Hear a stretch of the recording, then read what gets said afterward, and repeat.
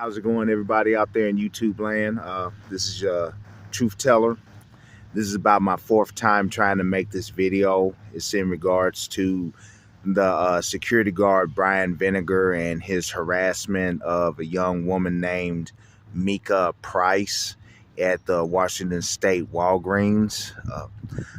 Brian Vinegar, the security guard, he harassed this young lady under the false accusation that she was shoplifting, and he had the audacity to claim that the manager and his supervisor had informed him that she was shoplifting, when it turned out that neither one of them even knew what the situation was going on. And I might cover that in a future video, but the thing that I want to focus on now is people are criticizing the security officer, and I use security officer very loosely in regards to this individual. He's more of a doofus that's wearing tactical gear, and he's trying to portray himself, or he was trying to portray himself as something that he's not, which, past tense, fortunately he did get terminated, and hopefully he's facing criminal charges for his conduct with this woman. But my point is, in regard, getting to his gear and the gear that he's wearing, people are, I feel in this situation, they're hyper fixated on what the man was wearing, his uniform and his gear, and not so much the character of the individual that's wearing the gear. And I wanted to clarify to anyone who is not familiar with security work, or they have a rudimentary understanding of security work, or even people who are within our field, because I myself work security and have been working security about 3 years now, well, over 3 years, almost 4 years now. And I just wanted to clarify the reasons why a security officer would feel to quote, feel the need to wear gear that he looks like he's getting ready to storm Fallujah, or like he's in the army, or like he's in the army getting ready to storm Normandy, or whatever some such smart assery that people come up with, because I've heard it more times in this situation, more than this one time and stuff, why people question why security guards wear the gear that they do. To put it simply, security guards wear that kind of gear. They wear the ballistic vest, and they have the gun, the extra magazines, the taser and stuff. Number one, because their company dictates it, and then number two, security work is very dangerous work. I'm not going to say that it's more dangerous than police work. Is along the same lines in terms of danger. You're dealing with potentially violent, crazy, drug addicted people. You also have, in his case, in Vinegar's case, he was guarding a pharmacy and a store, a convenience store. And the thing that people have to understand is that people rob they rob Walgreens, they rob CVS's, and Walgreens and CVS has the two things that criminals are looking for the most: money and drugs. And you can't try to hold off a organized stick up crew, if that's what you're faced with, wearing a button down polo and some slacks and stuff, and You're saying, oh no, please don't, sir or ma'am, please don't try to rob the pharmacy, don't try to rob the store or anything. You'll get killed doing that. You'll get stabbed, you'll get shot, you'll get beat up. It's not, people have still have this idea of uh like security work is still like being done in the 1960s or 70s. They have this idea of like their grandfather's security guard, where like at most, if he was armed, he had like a 6-shot revolver and maybe like a couple of speed loaders, giving him like about 18 rounds. Criminals today are well way more trained and advanced than they were even 20 years ago. I mean, there are organized gangs that go into stores and they go in and to commit retail theft. Groups of them. Those of you who live in, especially in these Democrat-run cities and stuff, there are literal gangs of young people who just bull their way into the store and just smash and grab everything and run out as quickly as possible. And you have to, and there's no telling what they will do in the interim of crashing their way into a business and stealing the merchandise, and who they'll hurt in the meantime. And so you need to have that type of gear. You need to have that type of advanced gear, because you don't know if these people are going to come in and uh, shoot up the place, and you don't know if they're going to try to steal the drugs. You don't know if they're going to try to get to the safe and steal the money. And they don't care about harming anybody to get to their objective. And people are pointing out, well, why does he need to have 2 handcuffs?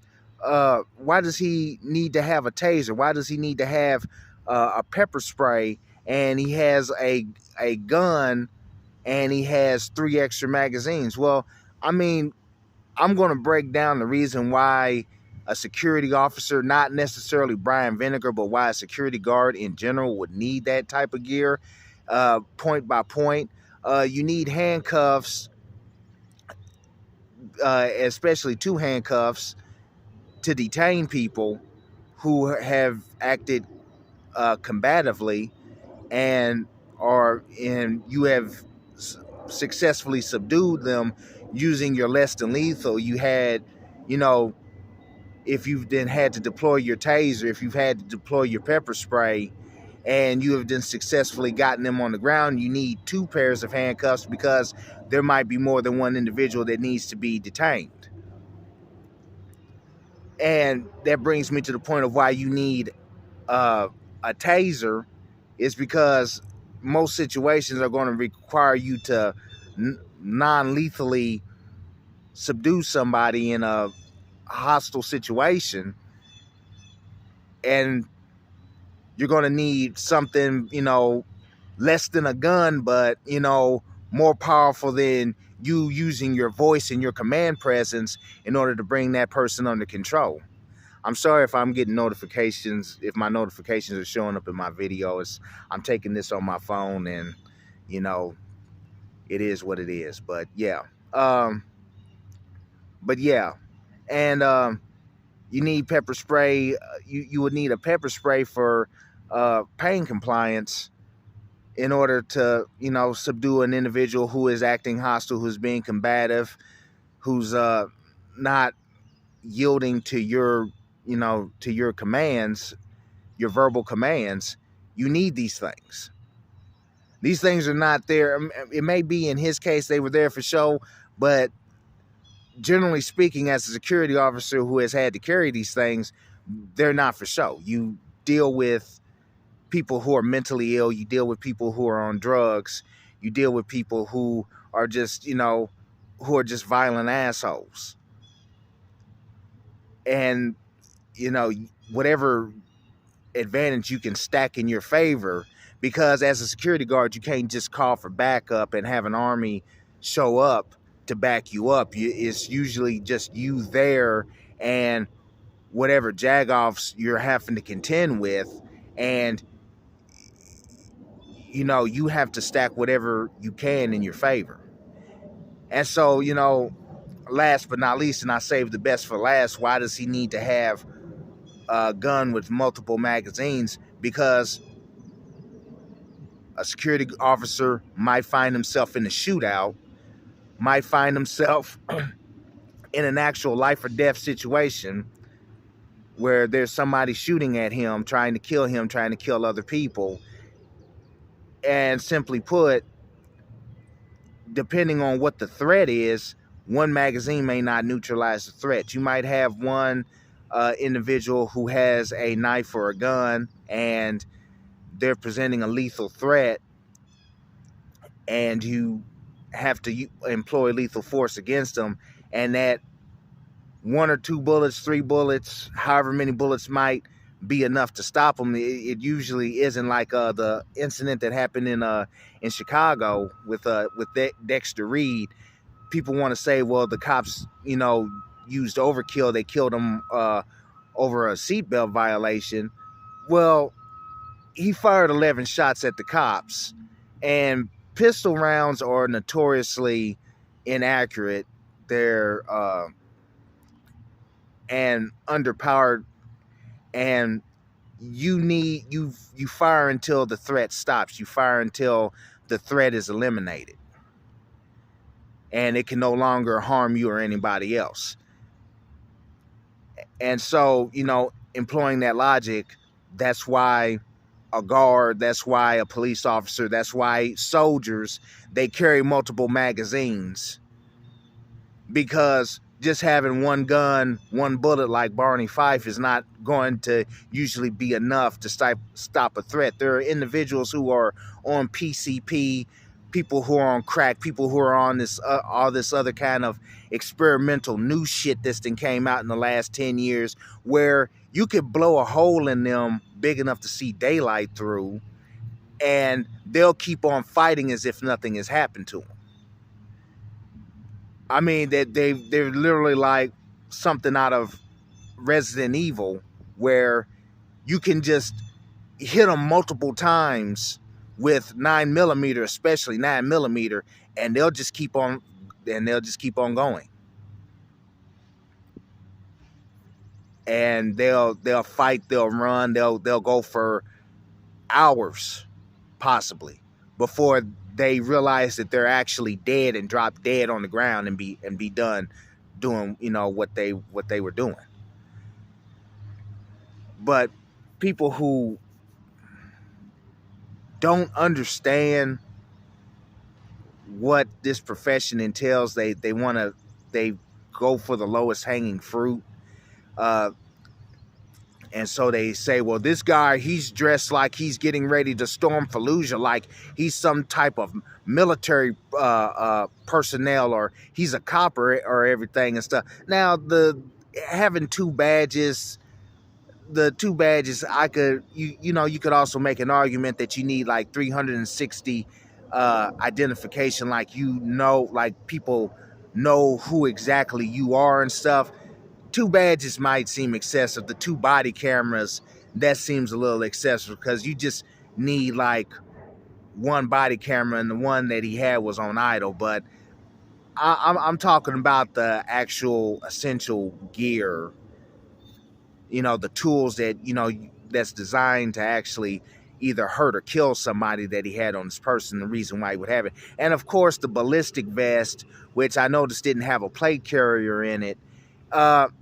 Quite simply, it's like for all the rest of the gear that he has on him, it's to minimize the chances of being killed or being seriously injured. I mean, say you get shot, depending on how that vest is rated, yeah, it's going to hurt, but at least you're not dead. At least you don't have a high velocity projectile going into your heart, going into your lungs, and putting you in the dirt. And it's kind of fitting that I'm talking about this, and I'm filming this in a cemetery. You don't want to end up in a place like where I'm filming at because you wanted to trust the goodness of human beings and not wear a vest, not have all the gear that you needed, and you're working in a high crime area and you're working in a place where, you're working around the two things that criminals will gladly kill you over: money and drugs. And this morning, I watched a short that was posted on Atypical Security Guards channel, and he was showing a guy that was saying, trying to insinuate that the reason why the security guard, I think in the Washington State situation, was wearing all that gear was for the intimidation factor and all that stuff. And I wrote in the comments section. I wrote in the comments section that I wonder if this guy realizes that it's not the guard, it's not the company, it's not the innocent civilians that are around that dictate what the situation is going to be. It's the asshole that you have to deal with that's going to cause whatever potential problem that dictates what kind of situation that's going to arise. You have nothing. You have no control over what these individuals, what these life forms out here are going to do. Nobody does. And that's the problem that society has with them. You can't really dictate or predict what they're going to do. And therefore, you come prepared, hopefully, to deal with any situation that arises. Now, the real issue with this guard, and with a lot of guards that bring a bad name to our profession, is that they get into the profession with all the wrongest of intentions, and then two, they have this false misconception of what security and what law enforcement is and what they do. Some of them, they act like they're Hank Voight on the show Chicago PD. They think that they can bend the rules, and they think that they can break the rules and break the law and be this rogue individual that, lives by their own rules and stuff. You can't do that. You can't do that. And you have a lot of people within this industry, within the security industry, that are poorly educated. There's a lot of personality disorders. There's a lot of mental disorders. And because there's no screening process for security, there's not as much vetting that goes into hiring a security officer as it would a law enforcement officer. You have these individuals that have all of these issues getting into this industry, and guess what? They bring their issues onto the job, and they cause problems on the job. And that's, one of the reasons why I'm for like unionization and the organization of security. And by organization, I mean you do more vetting of the people that you're hiring to minimize any potential issues that would arise from hiring this individual. And I'll probably make a more detailed video about that and why I believe that and what I think about that. I've had some experiences with some seriously jacked up jag-off officers, security officers, in my time in security, and I'll probably go into more detail about that in another video. But I just wanted to give my thoughts and break down the reason why a security officer would need the tools that this particular officer had, and what the necessity would be for him having those. The video has already gone on too long. If I'm right, if you agree with me, disagree with me, I'm welcome to all opinions. Leave them down in the comments. And the drill: like, share, and subscribe.